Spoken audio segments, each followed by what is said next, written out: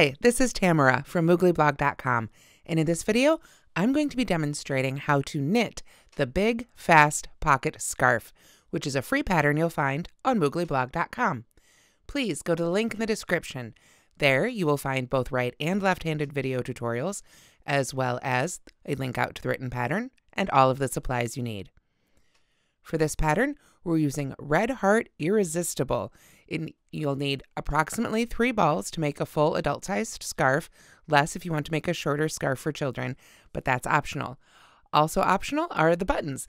You can see I've got 2 big buttons here on my finished scarf, and I think it just adds a nice touch, but again, completely optional. You will also, of course, need a pair of knitting needles. These are 25mm US 50s by Susan Bates. Let's go ahead and get started with our Big Fast Pocket Scarf. First, let's take a quick look at the finished Big Fast Pocket Scarf. Now it gets its name because it's obviously big. You can see by the scale of my hands here, this is a jumbo yarn. It makes a big scarf. It's only 7 stitches wide, so that should tell you a little bit about how big it is. It also has pockets on each end of the scarf right here, which are very simply made by working in length, and then we fold up that section and seam it up the sides. Now, as I mentioned, here, I'll kind of stick that in there so you can see how it works. The button itself on each of these pockets is completely optional, and it's merely decorative. So I've just sewn it on with some matching thread. So now let's make the actual stitches together. All right, now the Big Fast Pocket Scarf is absolutely a beginner level knitting pattern. So you can use whichever cast on you prefer. If you only know one cast on, absolutely use that one. I'm going to use the long tail cast on. It's my favorite, and I think, for me at least, it was the easiest one to learn as a beginner. So I've got my slip knot on my hook. I've got a good length here for my tail, and of course the other end here is attached to my skein of yarn. So I'm just going to hold my yarn up here and start putting my stitches on the hook. And for this setup row, we are just going to cast on 7 stitches total. Now, the one thing about the long tail cast on, especially with a big yarn like this, it can be hard to guesstimate how much yarn you're going to need on each end, basically where to put your slip knot. So absolutely, every time I start a knitting project, I usually have to pull it out once and start again because I've left way too much and I don't want to waste the yarn, or I didn't leave quite enough and I'm worried my tail will be too short. But I do find that at least for these smaller projects, and obviously these are giant stitches, but it is only 7 stitches, so I'll go ahead and call it a smaller project for that purpose. So for these smaller projects, I find if I just wind the yarn around my needle first and count out however many stitches I want to make plus a couple extra loops, it seems to work out pretty well for the most part. I don't know if there's a good scientific mathematical formula for it, but hopefully somebody, if there is one, please share it in the links. That would be awesome to know, because I think most of us are just kind of guesstimating a lot of the time. All right, so now I've got 7 loops on my hook. 1, 2, 3, 4, 5, 6, 7. So that is my cast on row all finished. The rest of this will just get woven in, or if I want to, I can use it for the seaming at the end. So then I'm going to turn to come back the other way and go ahead and pick up my second needle. Now, row 1, which is repeated many times throughout this pattern, is simply to slip 1 knitwise. So we're just going to slip this stitch right off that needle onto the other one knitwise. And then we're going to knit to the end. So we're just going to knit every remaining stitch until we get to the end here. So just 6 more stitches. Now, obviously, I'm not demonstrating exactly how to knit on this video. I think that would be a separate series of videos that I haven't made yet. I've done a few different knitting projects. I've done some things for other companies, but I haven't done a whole lot of knitting videos for Moogly yet. So if that is something you guys would be interested in seeing, let me know in the comments. We can look at putting together a knitting series for you guys. All right, there we go. Go ahead and put that down with these big needles. It can get a little noisy. There we go. All right, so that is our row 1. We just slipped the first one knitwise and then knit on across. Now for our row 2, it's going to be slip 1 purlwise. So just go ahead and pull that off your needle and then purl every remaining stitch to the end. And you can see with this jumbo yarn just how quickly we run through it, and that we've got, oh my gosh, so much length already. I mean, that's the thing about knitting, right? You could, if with some of those thin yarns, you could be knitting for hours and only have a couple inches made. With this great big jumbo yarn, like I say, that's why it's got its name, Big Fast Pocket Scarf. So I'm just going to knit a couple more stitches here. Sorry about the noise of the needles on the table here. Trying to kind of keep everything in focus. Whoops. Dropped that stitch. Not a problem. Get it back on there. There we go. All right. So that is our row 2. Just slip the first one purlwise and then purl on across. So we would just repeat those 2 rows, 1 and 2, until we have 8 inches of length. And you can measure that. Let me pull that through a little bit, loosening up. There we go. So you can go ahead and just take your tape measure and measure until you've made 8 inches, just repeating rows 1 and 2 over and over again. This will become a flap that when your scarf is all done, will fold up this way to form the pocket. So that button that we saw on our finished scarf would land right about here. So like I say, just continue doing that for 8 inches. After you've made 8 inches, whatever row you have finished on, you want to repeat that last row again. So just as our little example here, the last row I made, working across here, was slip 1 purlwise and then purl across. So if I had finished 8 inches here, I would go ahead and do that again. So basically, whatever I'm going to be doing for this row is going to be the opposite of what I was already doing on this side. So this is the right side. This is our row 1 right side. This is our row 2 side. It's the wrong side of the scarf. So whatever row you make when you finish those 8 inches, repeat it again. And that's going to essentially flip it so that when we fold up that pocket, the right side is showing against the right side on the outside of the scarf. So let me show you what I mean. Like I said, our last row was purl. So let's go ahead and do another purl row right here. Slip it purlwise, just as we just did. And then just purl each remaining stitch across. There we go. 1. Pull up some more yarn here. 2. And 3. And 4.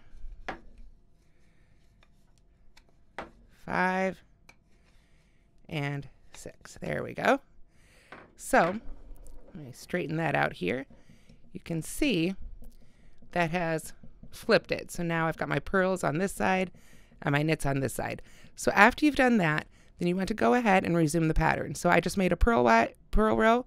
So next I would make a knit row, like I said, flipping the sides, and then we would do that for another 8 inches. And that creates the total of our pocket. So when we flip it up this way, you can see that row where we switched is right at the bottom of our pocket, and then this forms the pocket that gets sewn along the sides. So you would just repeat that for another 8 inches. Then the only other 2 types of rows you need to know for this scarf are in the scarf section. Okay, here we have the finished scarf again. We've made those first 8 inches, then we switched so that made the next 8 inches, then when it folds up together, it makes that scarf pocket on the end. Then we continue with the scarf portion, which is in the middle, until we get to the end where we make our second pocket. And this scarf section is where you can customize it for your recipient, whether that's you or you're making the scarf for someone else. And my best advice here is to make this scarf section as long as the person is tall, minus 16 inches. And the minus 16 inches is because each of these pockets is 8 inches. And a good rule of thumb, if you're making a scarf for someone, is to make it approximately as long as they are tall. The reason being, our height is usually approximately equal to our wingspan, or our fingertip to fingertip measurement, which is just about right for your average scarf. Certainly just right for one with pockets. So let me just demonstrate the couple of rows that we use on the scarf section before we get to that second pocket, and then we'll be just about done with our big, fast pocket scarf. Okay, so the scarf portion of the scarf, the section between the pockets, is made up of the same 2 rows over and over again. And for this section, again, you want to maintain what you did for the back of the pocket. So continue keeping the knit side on the knit side and the purl side on the purl side, not from that first 8 inches, but from the previous 8 inches that you did right before the scarf portion. So basically, you want to, whatever row you're doing next, whenever it's a knit row, for the knit rows, you will slip the first stitch purlwise. Then go ahead, put the yarn in back here, and knit each remaining stitch until there's 1 left. So that would be the next 5 here, since we've got 7 total. So there's 2, 3. Oop, looks like I picked up a loop of the yarn there. We'll just slip that on off. Here we go. 4, 5, and then with just 1 stitch left, I'm going to go ahead and just purl that very last stitch. There we go. Pull that around and through. So that's anytime you come to a knit row for that scarf. Of course, then coming back on the other side, you're going to have your purl rows. So all the purl rows are worked the same way. We slip the first stitch purlwise and then simply purl to the end. And that's it. Those are the only 4 lines of instruction for this scarf. When you get to the other end, then you'll go back to that rows 1 and 2, where we just treated the ends a little differently, and do that for another 8 inches, and then flip it by repeating that last row. Remember when we did that to flip our knit and purl sides, we need to do that 1 more time so that when that last pocket gets folded up, it's on the right side. But otherwise, that's it. That's all the knitting and purling that you need to know to make this scarf. Now, like I said, after you've made all that length, you'll go ahead and cut off your ends, and then you'll have just a little bit of seaming to do. So let me talk about that just a little bit too here. All right, so when you get to the end, you can go ahead and cast off as desired using whatever favorite cast off method you like. Then, like I said, you're going to have a long straight scarf, and you'll have 2 ends where the knit and purl side are opposite from the scarf. So when you fold those 2 up, then you'll be able to take just a little bit more yarn and seam up the sides. I just went through both layers. Let me kind of hold these 2 together here. I just went through both layers. I used a set of stitch markers to sort of hold them in place, and then just used a yarn needle to whip stitch them together. And I do have a separate tutorial on the whip stitch linked at the link in the description. One note, however, on the needles for sewing this kind of jumbo yarn.